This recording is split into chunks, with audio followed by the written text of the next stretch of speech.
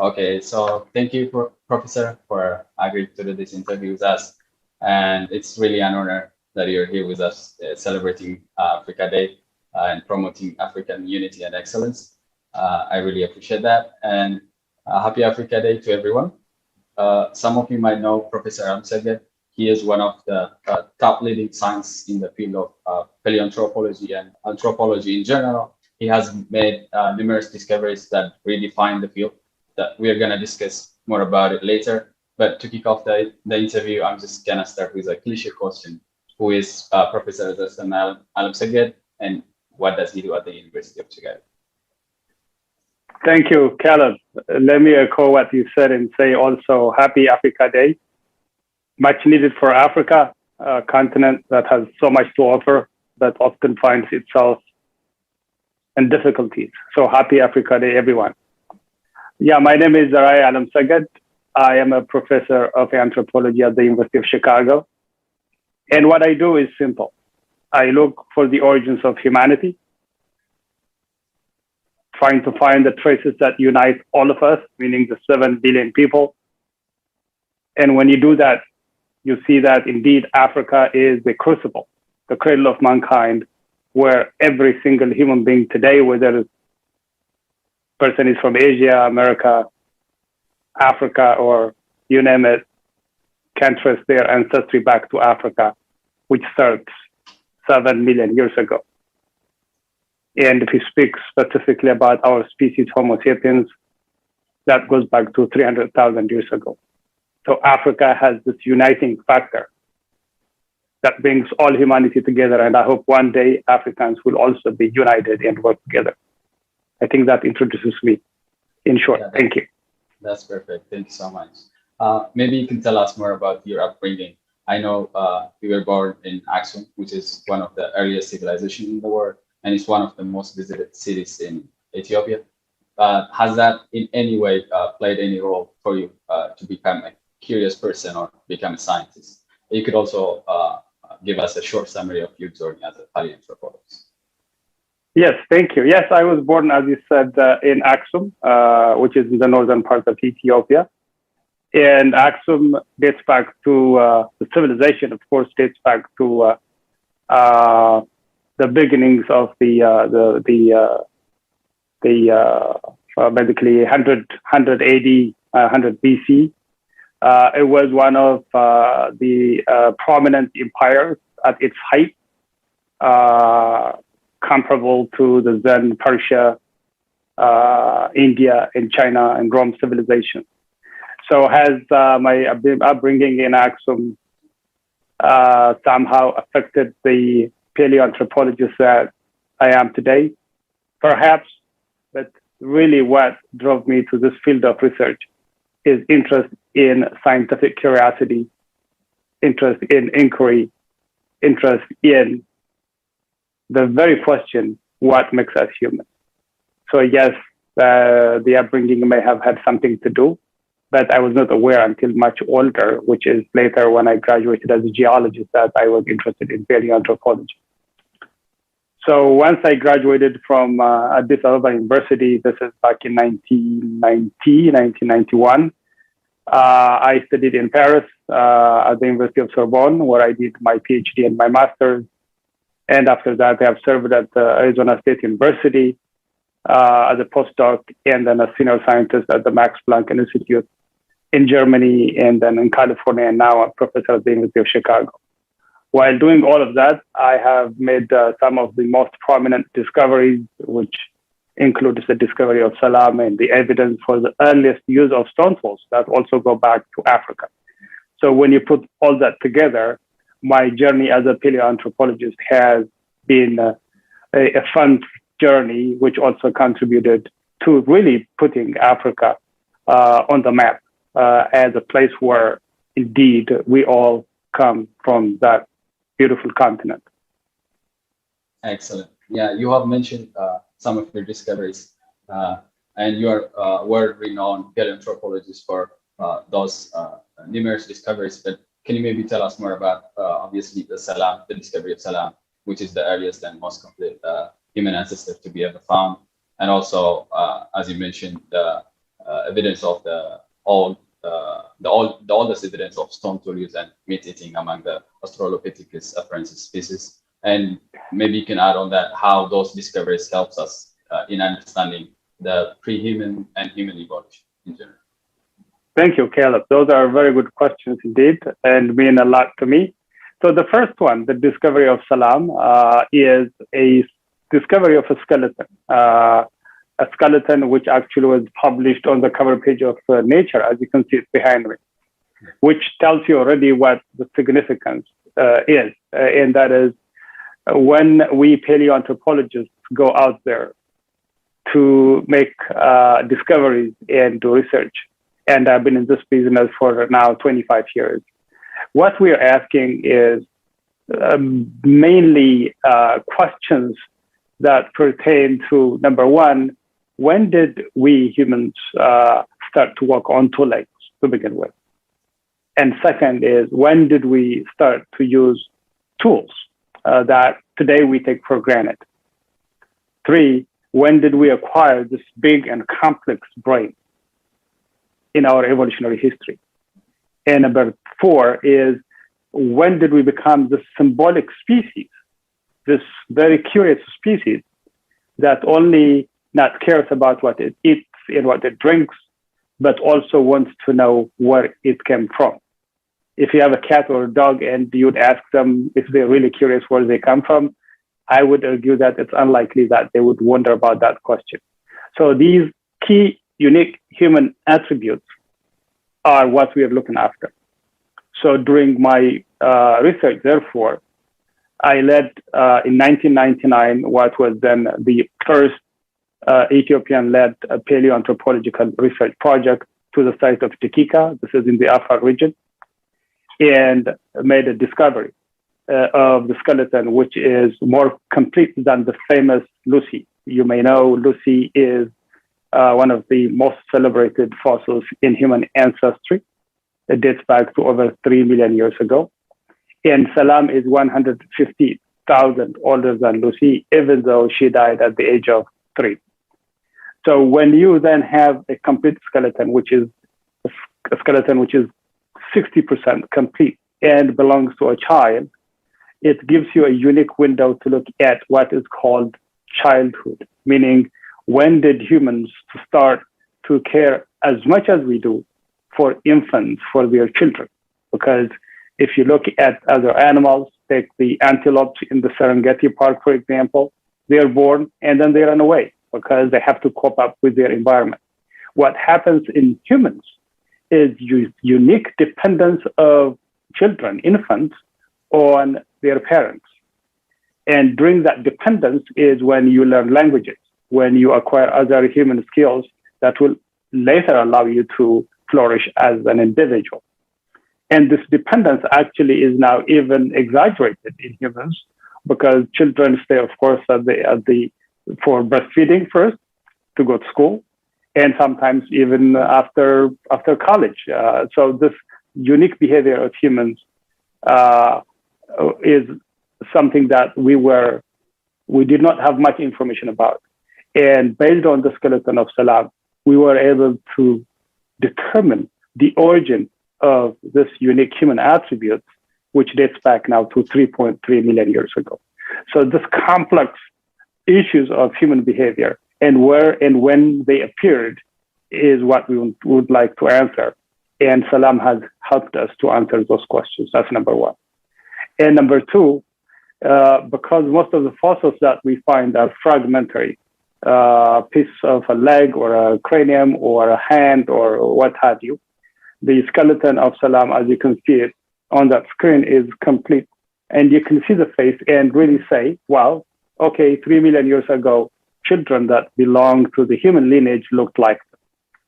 So it's a combination of the completeness, but also the ability to talk about complex human behavior and their origins that makes the discovery of Salam unique. And we've learned a great deal about that. Not only was she published on the cover page of Nature, was published on the cover page of the National Geographic and the scientific journal Science. So that gives you an idea of the significance of this discovery. The second find is also equally important, and that relates to when did humans, and when I say humans, I'm talking about the 7 billion individuals, whether you're from Africa, Asia, America, Europe, you name it. When did we start to use stone tools for the first time? So today, we're using Zoom and we have iPhones and we have all this digital world and a rocket, you name it.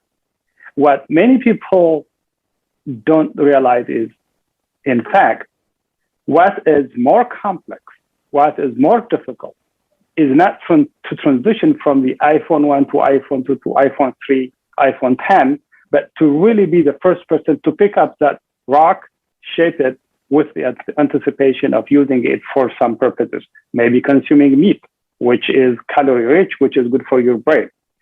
So when we look at that, therefore, it's again my team, the Dakika Research Project, that discovered the evidence for the first use of stone tools to carve meat of the bone.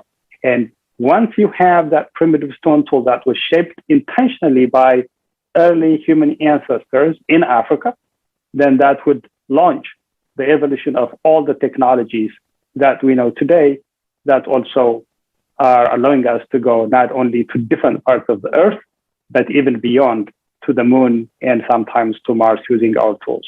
So it's a combination of, therefore, those discoveries that make my work significant and also led to my being nominated, as you may have heard, to the American Association of Science, Association for Advancement of Sciences, and the American Academy of Arts and Sciences, and recently the Pontifical Academy of Sciences.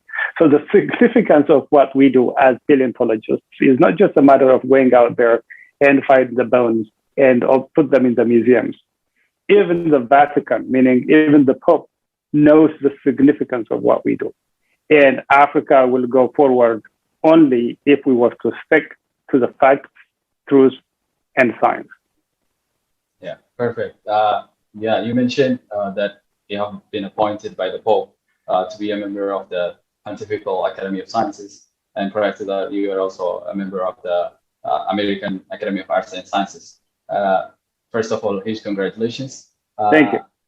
What does it mean to be a member of such elite scientific societies? And what does it take to be a member? And what surprised me is that the Pope, whom I assume believes in creationism, is appointing a scientist working on human evolution. How does both go together? And what can we learn as Africans or like as Africa in general? Yeah. So I would say that the way forward for Africa is to employ and deploy a scientific approach to what we do. That's number one. Number two, why was I elected to be a member of the American Association for the Advancement of Sciences, the American Academy of Arts and Sciences, and also recently the Pontifical Academy of Sciences? The key word in all of those is the word science. You see, in the West, they respect, and they worship, I would say, science, because it has transformed their lifestyle and their lives. Clearly, when you look at life expectancy, when you look at the quality of life, when you look at the advancements they have made, it's simply mind-blowing. And note that Africa had this already. As you mentioned, the Aksumite Empire had some of the most sophisticated engineers and scientists. Go to Timbuktu, they had universities in the 13th, 14th century. Go to the Great Zimbabwe, and you continue. Africa is not new to science. It's just that it has forgotten it. That's what we need to revive. So you ask me why? Well, first off, when you are elected to be the member of these academies and associations, you don't know how and who nominates you. The only thing I know is that I have done my work to the extent that I can, to the best of my abilities, and people are watching, and therefore the nomination process is confidential. All I know was that I got the letter, I was nominated, and I'm going to see, for example, the Pope in September 9 or 8 to get the insignia saying that I am a member of the academy. So I think to be a member, all you need to do is to excel in what you do. Whatever that you do, it doesn't matter. You could be an engineer, you could be a chemist, a doctor, you could be a historian, you could be an anthropologist or a human evolutionist like myself. The key is to excel in what you do, because you will be vetted by your peers, by your colleagues. That's number one. And number two is to go sometimes beyond even the scientific realm and try to make a difference about people's life on their day-to-day life. And one thing that I like doing, for example, is I like explaining human evolution to people. I like explaining paleoanthropology to the layperson, be it through my TED Talk or TV shows or by writing popular articles. So for one to be elected and be a member of those institutions, they will have to demonstrate excellence, of course, in what they do, but also relevance to the public at large at the same time. Specific to the Pontifical Academy of Sciences, I will admit I was very surprised when I got the letter, because they only have 80 members and it's for life. And some of the members in the past have been like famous scientists like, Hawkins went there, gave a lecture, and almost all of the 80 people are scientists. Many of them Nobel Peace laureates. Actually, the person who was nominated with me is a Nobel Peace, Nobel laureate in medicine. So the academy is, of course, part of the Vatican. But remember, the Vatican is not just a church. It's like a country. It has its own army. It has its own banks. It has, everything. So the Pontifical Academy of Science elects its members solely based on their scientific excellence. They don't ask for what religion you are, which country you come from, what language you speak. They don't care. But they look at whether what you've done is indeed something great for science, but also relevant to humanity. And the Vatican Church actually acknowledges the existence and the fact that evolution is a fact. It was John Paul II, who was before Benedict, who was before Francis, who actually said, this is a fact. We can't close our God-given eyes to something that is out there. So they accept it. The question would be then, how do you explain that? Maybe there are differences in terms of how we explain what we see. But the fact that we see evolution happening is not something that the Vatican Church denies. They accept it, and that's why I'm there. I'm actually the second person in this field, the other person being a French scientist. So the answer would have to come from them. But when I was elected and nominated and I presented my work, I presented what I'm telling you. I work on human evolution. I work on how we humans evolved in Africa and then populated the rest of the planet. And the church, especially the Pontifical Academy of Science, does not have any problems with that. In fact, I was there in 2012 to give a lecture for 3 days. And I stayed in the building for 3 days giving lectures to bishops and nuns and people who occupy that building. So I think what the Vatican or the Vatican Church is trying to do is to accept the things that they cannot deny. So they understand the importance of science. They understand the significance of science. So if they are going to stay relevant, then there is no way that they can say no to science, because everything that they do every day is now both predicated but also dependent on what are the outputs of the scientific endeavor. Brilliant. Thank you for sharing that. Yeah. So in our last conversation, which by the way will be out soon, so I encourage everyone to check our website in a few days. I have learned a lot personally, so I think you'll also do. So coming back to my question, I learned that the discovery of selam, for instance, took more than 12 years of countless challenges. And I was just wondering if you ever felt giving up during the process, and if so, what motivated you to keep going? Thank you, Caleb. So you mentioned one key word, that was process. You see, what many people get confused about is that science is not about the eureka moment. Science is a process. So when someone engages in a scientific endeavor, unless they enjoy the process, they will be very, very, very bored and tired. So therefore, the first thing for scientists is to accept the fact that science is a process. It takes time, patience, and resources. So when the discovery was made in 2000, yes, you're right, it took 12 years to carefully extract the information from the skeleton and publish a series of papers on some of the most prestigious journals, including Nature and Science, which I know you're a scientist, so you understand what that means. So that's number one. So number two, the reason why I don't give up is because I will tell you honestly that I don't know what else to do with life. This is my passion. This is something that I love, and I really feel privileged to do what I'm doing, because what I do is, of course, good for me because I like it.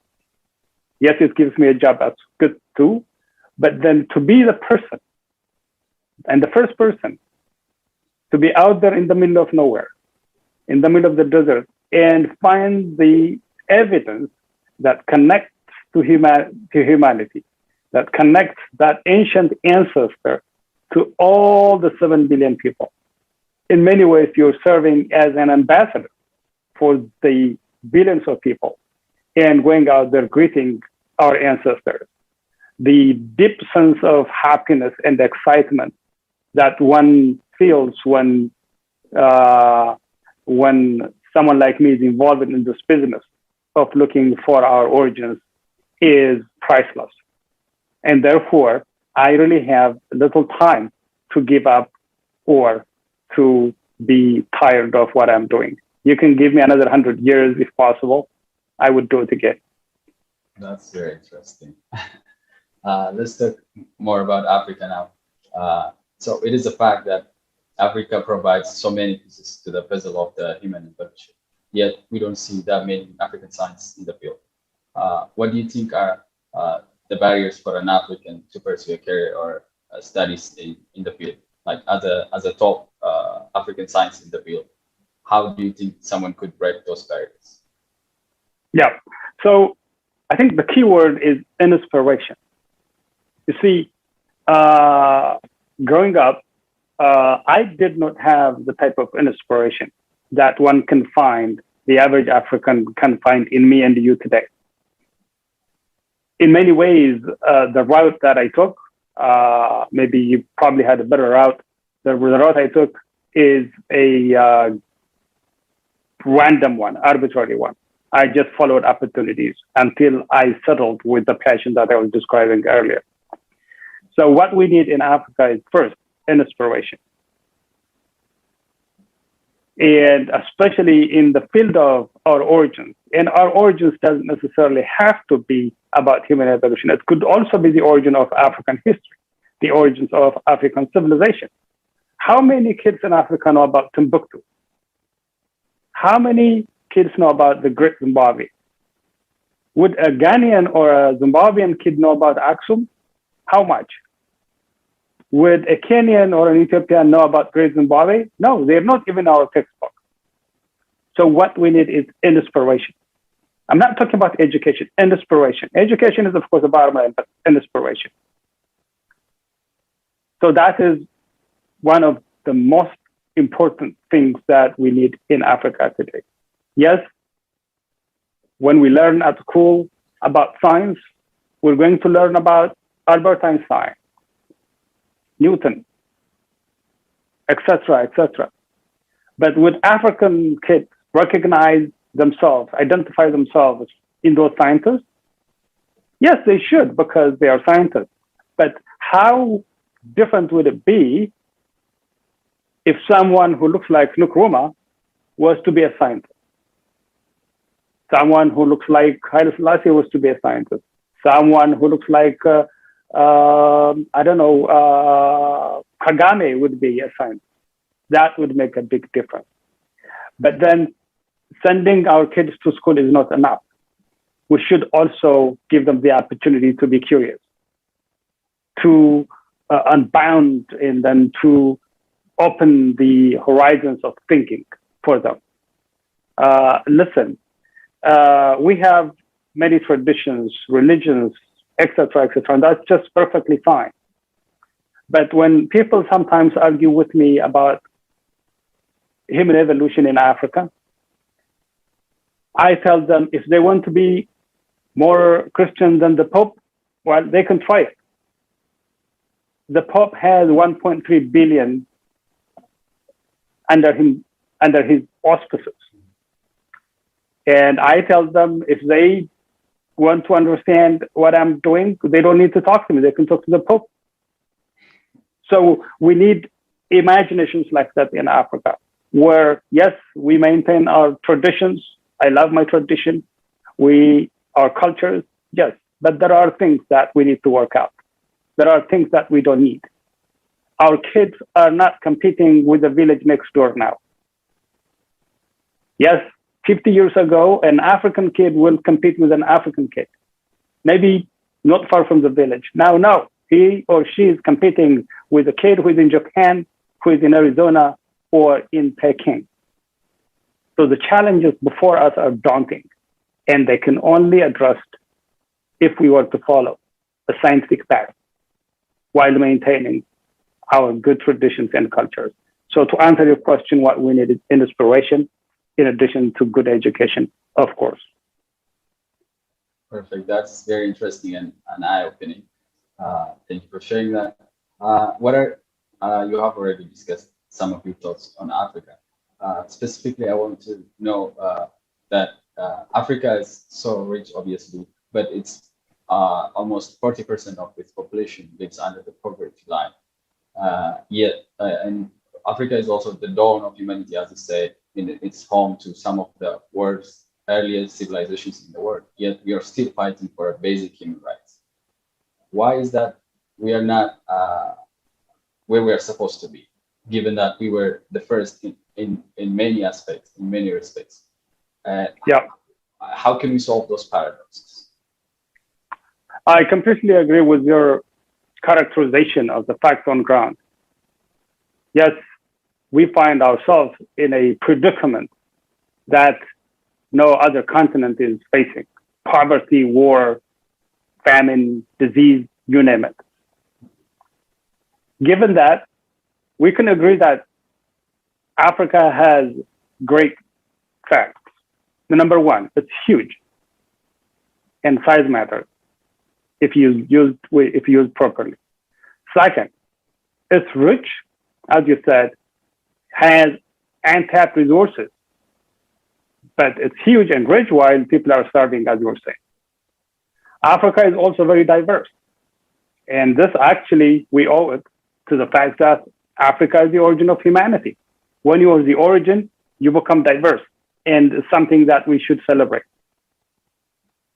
But one should ask, yes, we are huge, rich, diverse, but how come, even though we are the origin of humanity, we are not the destination of humanity? You know, people think that the tourism in Africa is working. It's not working. What you see in Africa are some adventurer tourists coming visit. Most people are going to Europe, Asia, and other places. So why is that happening? Africa is not only huge, rich, and diverse, it's also very young. Most of its people are, as you were saying, young people. There is a lot of energy there to be tapped into. It's also full of talent. Not just raw material that Africa have, it also has raw brains that are ready to be used. So the question then is, how do we do that? What is the way forward? I would point to four things. Number one, is science. Number two, institutions. Number three, coming together. And more importantly, number four, we need an African positive attitude towards Africa. Let me maybe explain a little bit. When I say science, it is only when we have a scientific approach to the world outlook, when we have a scientific curiosity, a scientific behavior, that we can make relevance of the education that our kids are getting. Education without that scientific behavior, outlook, and curiosity is not going to take us far. What you become is you become a good student. You don't become a good scientist. And as I said earlier, research and science universities are not new to Africa. Go to Timbuktu, Great Zimbabwe, and the Aksumite Empire. The second one is we need institutions, because without strong institutions, we cannot have the scientific process functioning. And those institutions must be based on our humanistic values, peace, and harmony. I sometimes wonder what the AU is doing. It's been now 59 years. But as you know, there are fightings next door. What is the AU doing to address these giant issues? Therefore, institutions, strong and powerful institutions are needed. We also need to come together as people, Africans. You see, when I say we need an African positive attitude towards Africa, I sometimes ask the question, how often would a Kenyan visit Ethiopia, or a Ghanaian visit Gabon, or a South African visit Zimbabwe before they go to Thailand or the US or Japan? How do we really treat each other? You know, complaining about others is really enough. We have complained enough now. It's not the solution. What we need is to come together and really have a positive attitude towards ourselves. So as we celebrate Africa Day, it is through science, strong institutions, and positive African attitude towards towards Africa.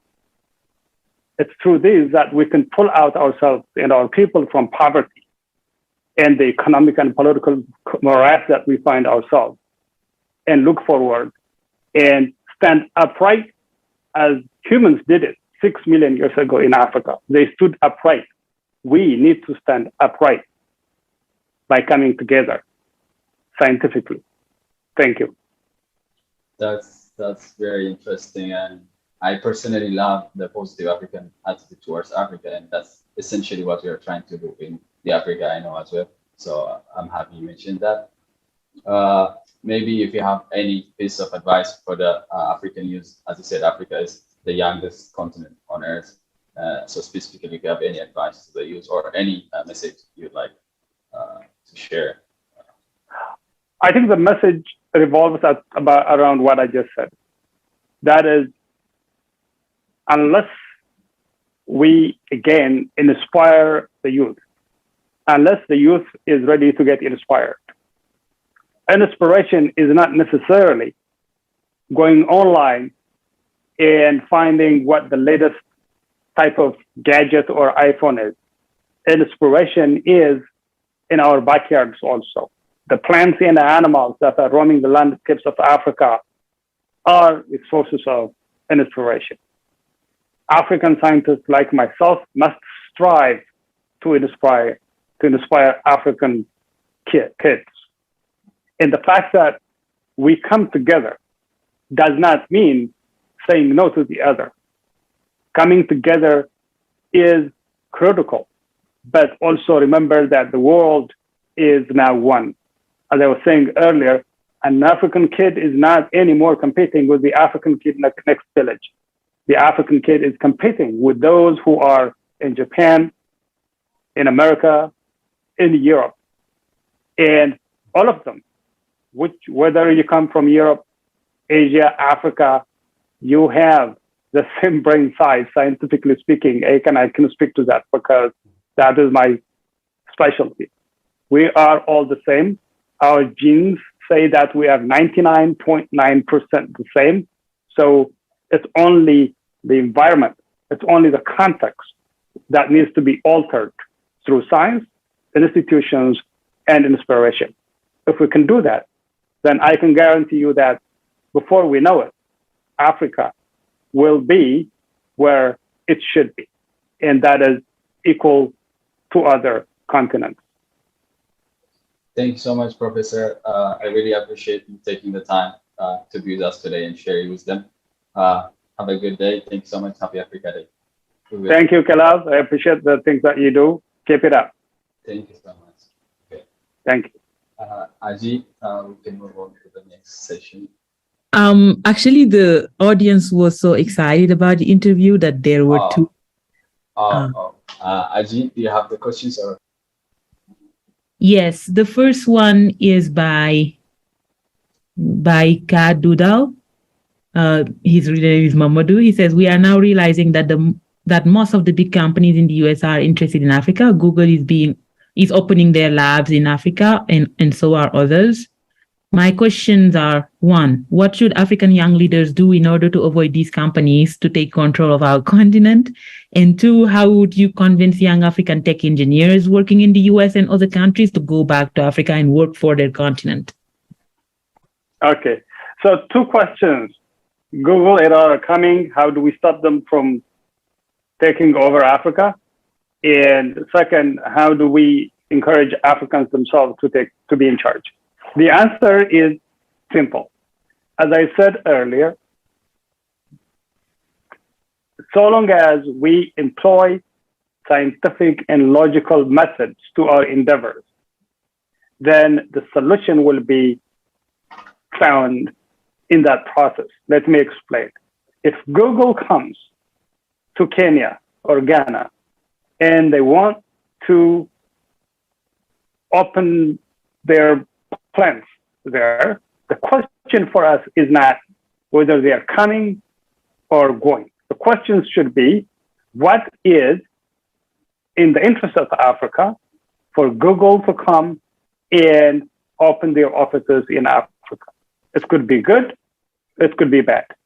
The way we decide should be in an objective manner, whereby the finances need to make sense. It should not harm the ecology.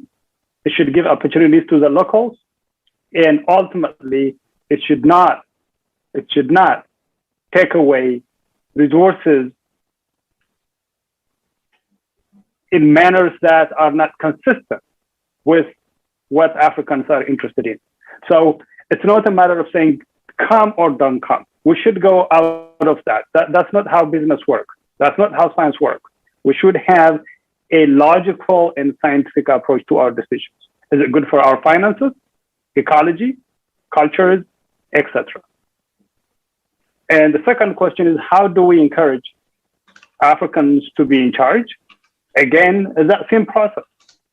When someone comes, knock at your door, and in our tradition in Africa, it's normal to go to your neighbor and ask for salt or fire. The question is, what do you want? Fire or salt? Do you have fire, salt, yes or no? If not, then how do you acquire that? If you do, what is the best way of sharing it with others, such that both parties can benefit and the situation is a win-win situation? I think the many ways, the way we handle business in Africa, in my humble view, is either a lose-win situation or a lose-lose situation. What we need is to remember that whether it's Google, whether it's America, Japan, China, they are doing business because it's good for them. It's incumbent upon us to convert those opportunities and make sure that it's good for them, but also good for us. Thank you. Yes, that's very important. Thanks so much. There is another question from Jonathan. Professor Alemseged, is there anything in your background training before you went to college and graduate school that you think prepared you well to do the research that you're doing right now? Not something specific about your field of study, but rather something general in the way that you studied or in your work ethics. I know, for example, that many people in my home country that go to in foreign countries have a good background in math and physics. Hence, when they go in foreign countries, they excel in engineering because they have been trained on that for years before leaving the continent, for example. Do you think that you were ready to engage with difficult questions because of your training? The answer is no, I was not ready. Because growing up in Ethiopia, the system, the educational system, is what you may know in many parts of Africa.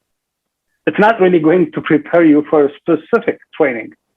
Yes, maybe some will go to medicine and engineering, but that's it. That's where it stops. After that, it is shooting in the dark. So in terms of the high school I went to, I really went to a very basic Ethiopian high school, which you can imagine. I did not go to a fancy paid school. Second, when I graduated from college as a geologist, I was actually assigned to work at the National Museum of Ethiopia via lottery. It was just you draw chip and then you go in. So I will tell you, the person that I have become, the scientist I have become, I can tell you that I made it myself. So for example, scholarship came from France for someone to study, to do their PhD. Guess what? Up until that day, I had not expressed a single word of French. But guess what? I went to France at the age of 23 and then wrote my PhD dissertation in French after studying French for 9 months. And so what we had growing up, and probably the case for most African kids now, is it's a matter of grabbing the opportunity that presents itself. Yes, we cannot wait until everything is smooth and well, whereby people will choose, okay, this is what I need, this is what I want. I did not have that opportunity, and it's very likely that the African kid today will not have that opportunity. And that's why inspiration is very, very, very important. And thanks to the digital media today, it has been somehow been made easier to inspire, to communicate, to talk to young kids through this all digital media. So yes, was I prepared to do what I do? No. Did I have easy way to achieve that? No. But did I take opportunities that present themselves, including picking up a language that I had never had exposure to at the age of 22 and write my dissertation in French? Yes. So I think what we need in Africa is a combination of seizing the opportunity, but also an inspiration. And therefore, young people like you, Aji and Caleb, whenever you travel back, make sure that you go to at least one high school or one elementary school and just give a lecture about your work. It could be biochemistry, it could be engineering, it could be history, you name it, it doesn't matter. Just tell them that it is doable. The fact that they look at your face and you look like themselves, and that will give them an opportunity to say, yes, it is possible. Remember, if you were to Google the word scientists, just do it when you're done working. You'll see faces. You will not find someone who looks like you. And those kids are Googling now on the corners of Ghana and Zambia. So they need to see people like yourselves, like myself, who actually are bona fide scientists. And they will make it. They will have an easier way compared to what we had. Thank you so much, Professor. Yes, inspiring the next generation is very important, and that's one of the pillars in TIE. We have articles, we read articles about people, Africans who have achieved a lot, and check out our website. Thank you, Professor, for joining us again. Have a good day. Thank you. It was a pleasure. Bye-bye.